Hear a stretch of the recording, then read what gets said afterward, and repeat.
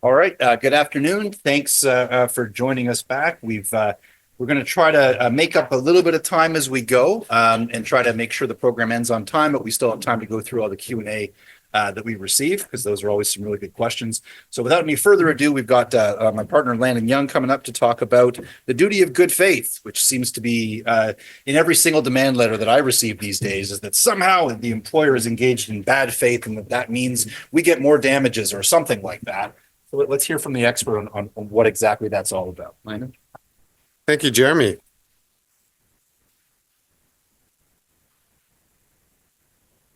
That's a different Hydra picture. I had to change it because yours didn't blow up big for the screen. Oh, okay. That's actually a better picture. That's a great picture. I mean, I normally don't do pictures on my slides. For anyone who's attended our conferences regularly over the years.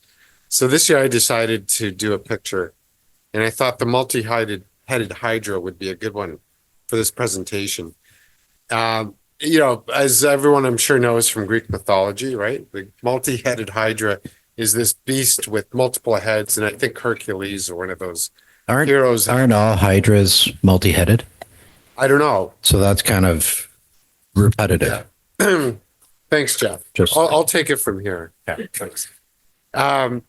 So the hero has to kill each head, and then there's another one coming up. And so I think the duty of good faith has become a bit like that, in that it started off as really just one head, a one-headed monster, but now it's a multi-headed monster. And in fact, it's when I was called to the bar back, I'm dating myself, back in 1996, there was really this wouldn't have even been a topic at all, because there really was no notion that employers have a duty of good faith. It was just, sure, employers had to comply with the Employment Standards Act, and then there was giving reasonable notice under the common law, but there wasn't much more to it. Well, I mean, that's all changed. So it's an area of law that's rapidly evolving, that's producing more heads as it goes. And I think employers need to be ready for what I think might be an even more precarious or difficult or dangerous area of the law for employers going forward. Because the bottom line in all of this, as you'll discover, is that the courts are inserting themselves into more areas of the employment relationship than they ever were before. Initially, it started with terminations, but now they're expanding the scope, and they're giving themselves more discretion, both in terms of when they can find a breach of the duty, and also in terms of the damages awards that they can give employees. Now, just to give you some context as to where this all started, I'm going to go back to the beginning. As I said, I was called to the bar in 1996. Well, a year into my existence as a young employment lawyer came this case, Wallace and United Grain Growers. And this is where, if you will, it really started. And in this case, Mr. Wallace was a long service employee, and his employer decided to terminate him for just cause. They didn't give any good reason as to why they believed they had just cause. And they held on to the allegation for just cause right up to the week before trial. And the Supreme Court was not impressed by this. Eventually, it worked its way to the Supreme Court. And they basically concluded that this employer was only alleging just cause to try to avoid paying Mr. Wallace his entitlements to common law notice. So what the Supreme Court said to deal with this is that an employer must not engage in conduct that is, quote, unfair or is in bad faith by being, for example, untruthful, misleading, or unduly insensitive, unquote. Now, that was in the context of dismissals. And to address the breach of the duty, what the court said was that the common law notice period should be extended. So as most of you are aware, and as to touch on Jeremy's presentation, if you don't have an employment contract that has an enforceable termination clause, then at least for non-union employees, then that employee is entitled to reasonable notice of termination under the common law. And if you terminate without reasonable notice, they can bring a claim. And the courts have broad discretion to set these notice periods, but the court said, well, where you have the breach of this duty, the way to deal with it is to extend the notice period. Okay, sounds simple enough. But what happened was that the judges went crazy, right? They started extending notice periods willy-nilly, and there was no clear rhyme or reason as to how much the extension could be. You'd have one case where a judge might only extend it by 1 month, and then another one where it might be 12 months. And it became quite chaotic. And also in every single case, you'd have allegations of bad faith conduct in order to get an extension of the notice period, because like, why not, right? So after about, it was about 11 years of this, the Supreme Court again considered the duty of good faith in the context of dismissals in the case of Honda Canada and Keys. And it's worth noting the facts in this case to see how we can, these cases can arise. The employee, of course, worked for Honda Canada at the plant in Alliston and was diagnosed with chronic fatigue syndrome. So the employee stopped working for a while and collected benefits for a year. And then on returning to work, was put on a special disability program. Now, the company believed he was exaggerating his symptoms and could work, even when he said he couldn't. And Honda asked him to meet with a doctor for an IME, and Mr. Keys refused and was terminated as a result. So the trial judge was quite harsh on Honda and awarded $500,000 in punitive damages and extended the notice period from 15 months to 24 months, as well as awarded Mr. Keys with extras. This then went to the Ontario Court of Appeal, which reduced the amount of the punitive damages award from $500,000 to $100,000, but otherwise left the award as it was. So then it went to the Supreme Court of Canada, and the Supreme Court said, we're not going to extend notice periods anymore as a result of bad findings of bad faith behavior on the employer. And on top of that, in this case, it set aside the punitive damages award. It was not satisfied that there was a reasonable basis for the punitive damages award, and that there was no independent actionable wrong. But what the court did say is that damages could be awarded for bad faith conduct in the context of a dismissal, but only where there was evidence of actual mental distress, right? So the employee would have to suffer some kind of mental distress in order to get damages. So this marked a significant rolling back of the consequences or the risk of breaching the duty. But of course, that wasn't the last word on the issue from the Supreme Court.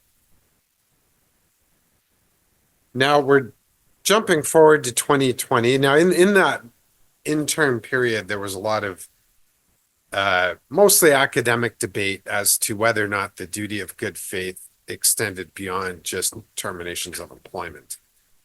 And there was, for example, one case from the Ontario Court of Appeal, City of Toronto, Grismondian City of Toronto, that said that the breach of the duty of good faith to attract damages needed to be, quote, a component of the dismissal to get an award.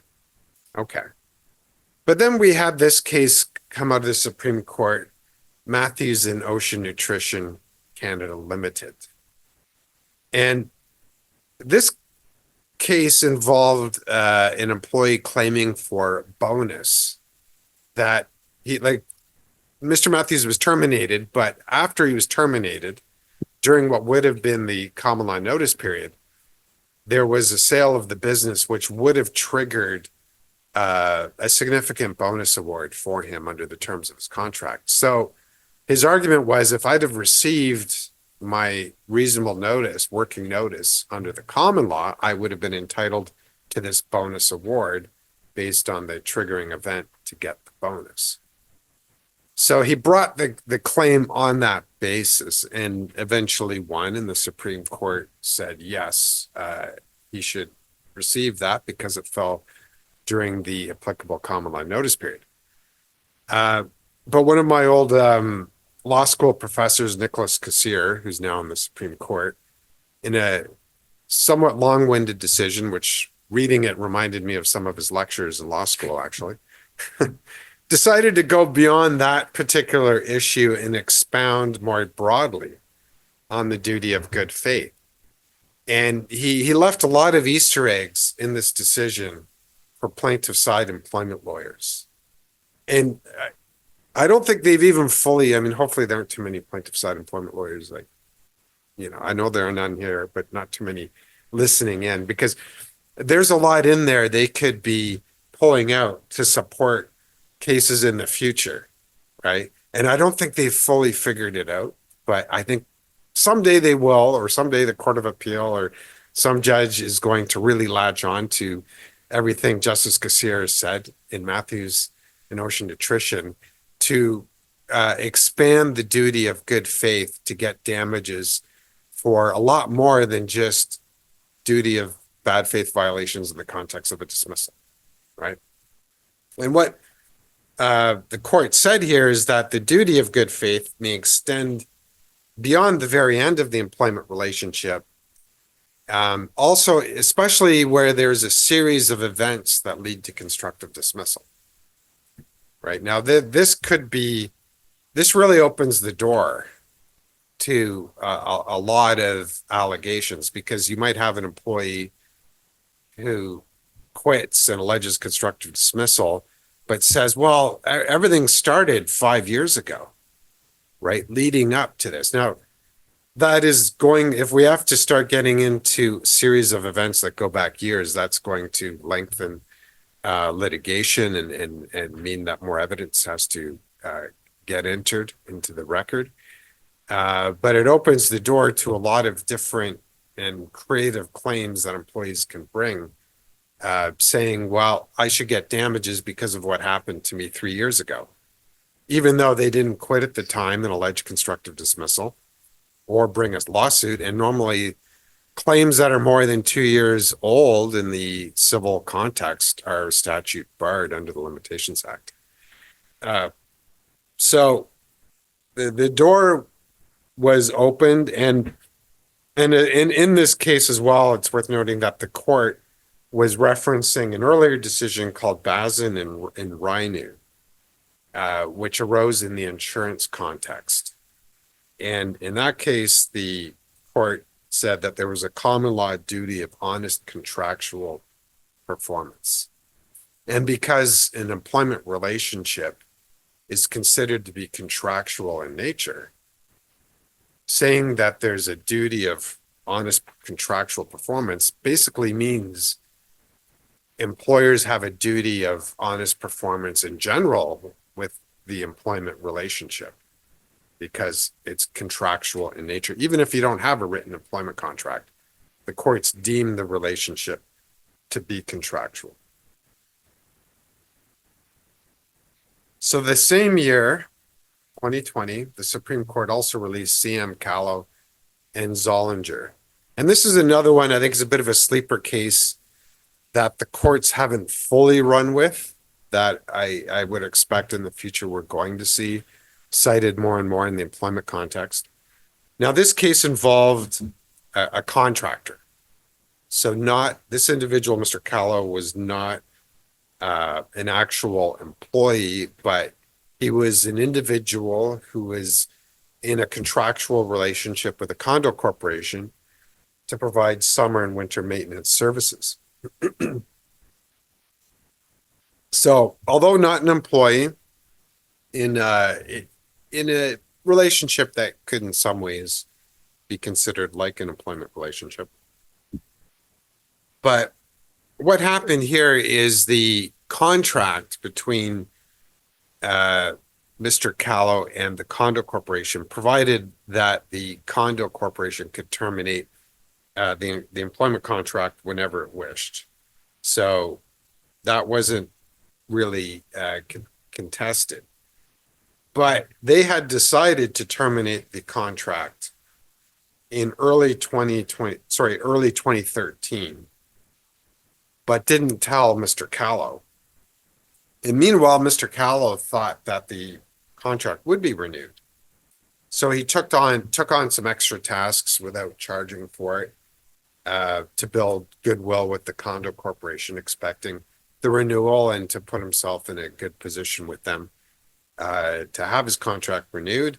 They kept quiet about it, let him think that it would be renewed, and then decided to terminate the contract, invoking and relying upon the termination clause they had in their contract. So what the Supreme Court said was that although they didn't have a duty to tell him of their decision in 2013 not to renew, they did have a duty not to suggest that the opposite was true. Right? So one could imagine in the employment context how this might arise. Like one example I can think of is an employee tells you that he's about to buy a house or put an offer in on a house and take on a huge mortgage. And let's say you've already decided to terminate it, but you haven't told him yet. Like that's going to happen at month end or next month. But the decision's been made, especially if the employee comes to you and says, I'm going to put in this offer on the house. Like I'm good with the job, right? Like I don't have anything to worry about. And if you say, sure, no problem, we're all good. And then you terminate him and he's now in a huge mortgage that he can't afford to pay. I can see how the employee could bring up this case to say that you as the employer have violated the duty of good faith, right? So when you're in that situation, be careful, okay? All right, now getting more directly in the employment context, we have a case from 2022, Humphrey and Many Inc. And this gets into what the Supreme Court was talking about in the Matthews case about conduct that can lead up to a constructive dismissal. And in this case, the employee was hired in 2016. She was promoted in 2018. Apparently, the employer was quite happy with her. They had her sign an employment contract with an ESA only termination clause at that time. And then in 2019, she asked for a raise. And that's where everything started to go off the rails. And shortly after that, the company said no and then started to question her dedication to the company. They removed her position. She was COO. They removed that and actually suspended her for 2 weeks. And she refused to accept the demotion. And then they terminated her for just cause, citing performance failures, despite the fact there was no previous formal performance management. So the court found that this conduct was deceitful. And the court also said they could take into account the pre-termination conduct, so long as it was a component of the manner of dismissal. So all of the prior harassment and creation of a toxic workplace leading up to the termination, they said we can rely on that. And as well, they also relied on the way the company conducted itself in the litigation. Essentially, the company was engaging in hardball litigation tactics that the court didn't appreciate. So at the end of the day, the court awarded $75,000 in aggravated and punitive damages against the company. Now, the court also declined to enforce the termination clause, saying she didn't get any consideration for it. But you can bet that the findings the court made about the violation of the duty of good faith, I'm thinking probably played into the court's analysis as to whether or not it would uphold the termination clause. Now, a case where an employer got hit even harder was last year, Koshman and Controlex Corporation. Here we had an employee with 18 and a half years of service at the VP level, who's 69 years of age. And the owner of the business passed away, and the owner's spouse took over management and control of the company. And the new owner took away Mr. Koshman's direct reports, marginalized him, and then defamed him. Apparently, she said things to clients like he was a, quote, nobody, quote, no good, and to deal with her directly. And apparently, she also went around telling people that she thought he may have had a hand in murdering her husband. So, pretty nasty things to say. And at the end of the day, the court didn't like it. And along with wrongful dismissal damages, of course, they didn't find just cause. The court awarded $100,000 in aggravated and punitive damages, plus an extra heavy costs award, right? So it gets expensive. So what can we take away from all of this? Well, I think the academic debate as to whether or not the duty of good faith only applies at the point of termination, I think we've moved past that. I think it's pretty clear that the duty of good faith can arise not only as a component of the dismissal, but apart from the dismissal as well, if we look at the Matthews case from the Supreme Court of Canada. And when you think about where specifically in the employment relationship can we see this arising, on this slide, I list a number that I think as employers you need to be mindful of and how you administer these aspects of the employment relationship. First of all, there's bonuses and incentive plan awards, right? Even if you have a bonus that is stated to be purely discretionary, right? You need to be nowadays maybe careful on how you exercise that discretion, right? If an employee alleges that you've exercised the discretion in an arbitrary or discriminatory way, then you could be open for claims. I mean, not only, let's say under the human rights complaint or human rights code, you could have a complaint where somebody says, well, you just gave big bonuses to employees who are white or under 30 or 40 or, some other, based on some other prohibited ground under the code, right? So you need to be thinking about that nowadays. And that there's some kind of logic or reason. You don't have to be perfect in your reasoning, but just so that you can explain why you came up with the bonus you did, right? Especially if, let's say, the bonus will be slashed this year compared to other years. Now maybe it's due to business reasons. Okay, fine. Then you have a good explanation. But just think in your mind about how you're going to explain it if you do get asked about it. Also, with administering your policies, right? I think the courts are now going to expect employers to administer their policies in good faith and honestly, which really shouldn't be too hard. It means taking a consistent approach with all employees with how you administer your policies, right? For example, within the next one I have here, handling of harassment and bullying complaints, right? So you might think this complaint is a weak complaint, so I'm not going to deal with it. Well, you need to be careful with that. If it is a weak complaint, great. Can you explain why it's a weak complaint or why it wouldn't amount to harassment or workplace violence or something like that? But so I'm not saying you don't have discretion, but you need to show that you're exercising your discretion in a way that is honest and meeting that duty of good faith, right? Also, when it comes to employment contracts that give you broad discretion, maybe such as when it comes to salary increases or things like that, again, just make sure you think about how you can explain your actions and on what basis you're acting. And then there's, of course, the big ones on terminations of employment, which we've had for a while. But on this slide, I just set out, the basic do's and don'ts in carrying out a termination.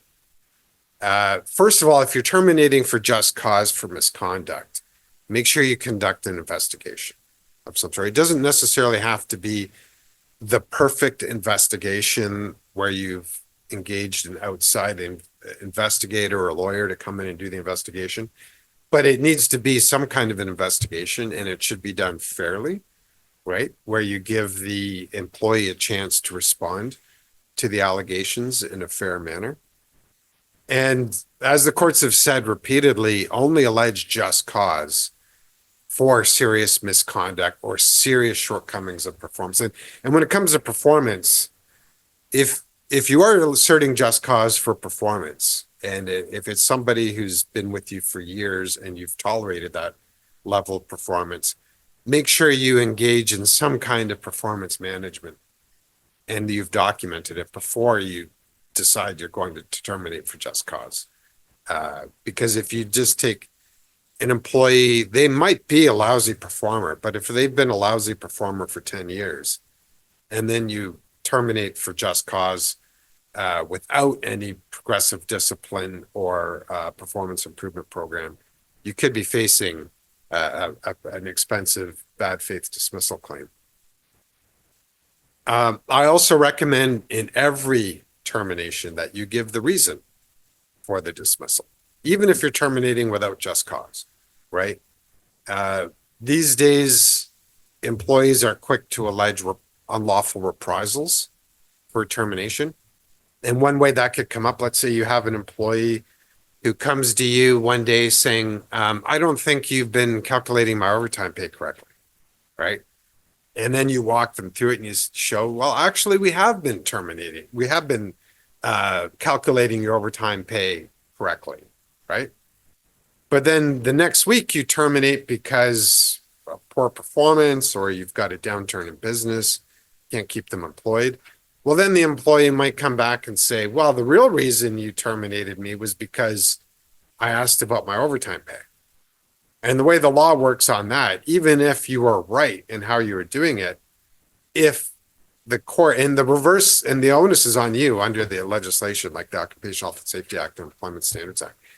If the court or the tribunal concludes that the reason was in any way related to the employee trying to exercise their rights under legislation, then you're in violation of the legislation and you've committed a reprisal, which could then be used to support a bad faith dismissal claim. So give the reason when you terminate. When you terminate, have a witness present, right? Take some notes. That way they can't come back later and say, oh, you shouted and yelled at me and swore at me, told me I couldn't collect my things on the way out. You know, that helps insulate you from those kinds of allegations. The courts have also said they expect employers to provide a reference to employees. Unless you're terminating for just cause, then obviously providing a reference would be inconsistent with that. But if you're not terminating for just cause, offer to give a reference. Or if asked, provide one. Another area where employers have been dinged with bad faith dismissal claims is for not paying employees Employment Standards Act entitlements, right? Where employers have really gotten hammered by the courts is when they say, we're not going to pay you your Employment Standards Act termination and severance pay unless you sign the release, right? You can't do that. That's unconditional. You have to pay it even if they don't sign the release. Another way to help insulate yourself from these claims is to, even if you have the best ESA only termination clause drafted by Jeremy. These things are constantly being under attack, or they might say that you acted in bad faith with how you did the dismissal. But if you have a release signed by the employee for which they received some consideration, then you don't have to worry about it. So you don't have to offer more than the ESA if you have a good ESA only clause, but it's something to think about, because if you offer something more and they sign the release, then you know what? You're not going to be sued. And I've never had a client with a valid release so I had one case where an employee tried to get around it for bringing a human rights complaint, and that got tossed. Never had a client face a lawsuit where an employee had signed the release. And then finally, if and when you do get into the litigation, avoid the scorched earth approach, right? And what that basically means is ignoring the rules of civil procedure and doing whatever you want, and playing hardball and all the rest of it, because that can come back. Unfortunately, there's an uneven playing field when it comes to litigation, where the courts will tolerate bad behavior from plaintiff side lawyers, but on the employer side, they expect a good standard of behavior from us representing employers. So those are my comments. Thank you for listening. And now we're on to our lightning round.